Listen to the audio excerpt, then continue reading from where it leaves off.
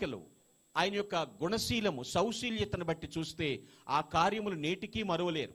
ఎవరినైనా ఒక 2 సంవత్సరాలు, 3 సంవత్సరాలు, 5 సంవత్సరాలు, 10 సంవత్సరాలు జ్ఞాపకం ఉంచుకుంటారేమో, కానీ ఈ మహానేతను మదిలో, అనగా ఆయన తరములో పుట్టిన బిడ్డ దగ్గర నుండి 2-3 తరముల వరకు కూడా జ్ఞాపకం ఉంచుకునేటువంటి నాయకుడిగా ఆయన గొప్ప సత్కార్యములు చేశారు. నాకు తెలిసి చెప్తున్నాను, ఆయన 8వ తరగతిలోనే ప్రజాసేవ ఆయన జీవితంలో ప్రారంభమైందని నేను విన్నాను.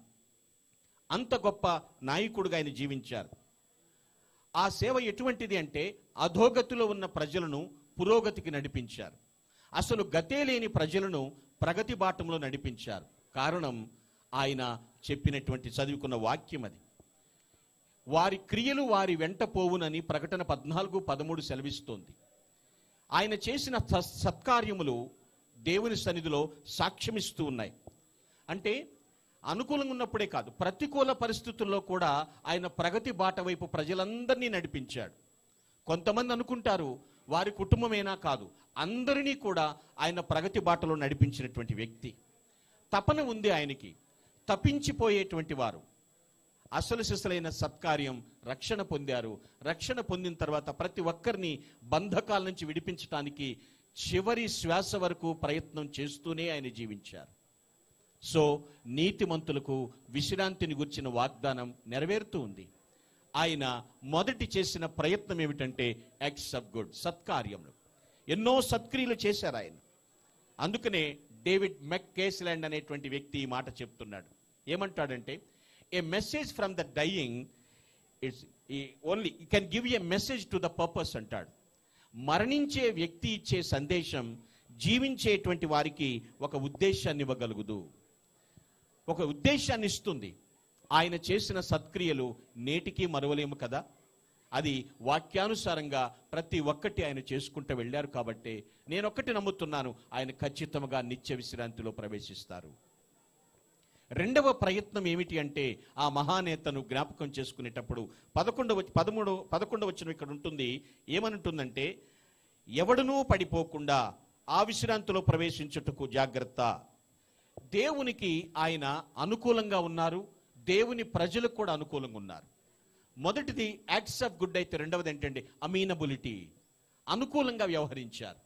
అంటే కేవలము తనకు తెలిసిన వారికి మాత్రమే కాదు, ఎటువంటి వారి విషయంలో అయినప్పటికీ వారు వయసులో చిన్న పెద్ద, తన మన అనే తేడా లేకుండా అందరికీ అనుకూలంగా వ్యవహరించారు. చిన్నపిల్లలతో మాట్లాడినప్పుడు చిన్న బిడ్డలాగా వారి దగ్గరికి వెళ్ళి వంగి ఏమిటి నీ బాధ అని అడిగి చెప్పినటువంటి అంత అనుకూలత.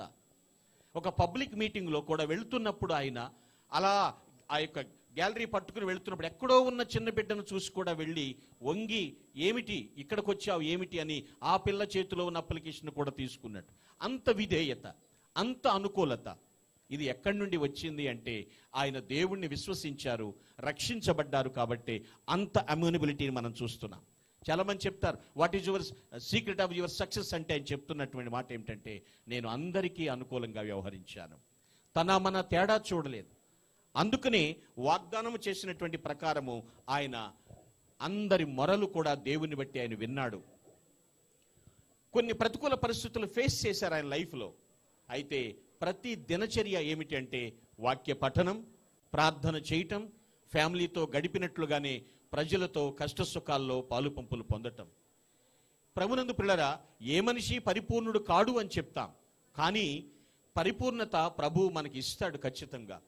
ఆయన ఎందున్న వారిని పరిపూర్ణులుగా చేస్తాడు. నీతిమంతులు ధన్యులు, వారిని జ్ఞాపకము చేసుకొనుట ఆశీర్వాదకరం. నీతిమంతుల్ని మరువరన్నా కూడా మరవలేము, వారు నిత్యము జ్ఞాపకంలో ఉంటారు వాళ్ళందరూ కూడా. ఆయనకు ఒక ధైర్యం ఉండేది. డాక్టర్ రాజశేఖర గారికి ఉండే ధైర్యం ఏమిటంటే, if we are ready to die we are ready to live.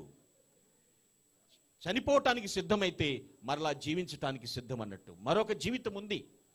ఆ విశ్రాంతి, ఆ మాటను మనం అర్థం చేసుకుందాం పిల్లలు.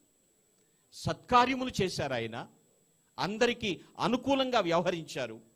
మూడవ ప్రయత్నం ఏమిటంటే, చివరి ప్రయత్నం, అక్కడ రాయబడినటువంటి మాట 13వ వచనం చూస్తే, ఆయన దృష్టికి కనపడని స్పష్టమేమీ లేదు, మనం ఎవనికి లెక్క యొప్ప చెప్పవలసినదో ఆ దేవుని కన్నులకు సమస్తమును మరుగులేక తేటగా ఉన్నది.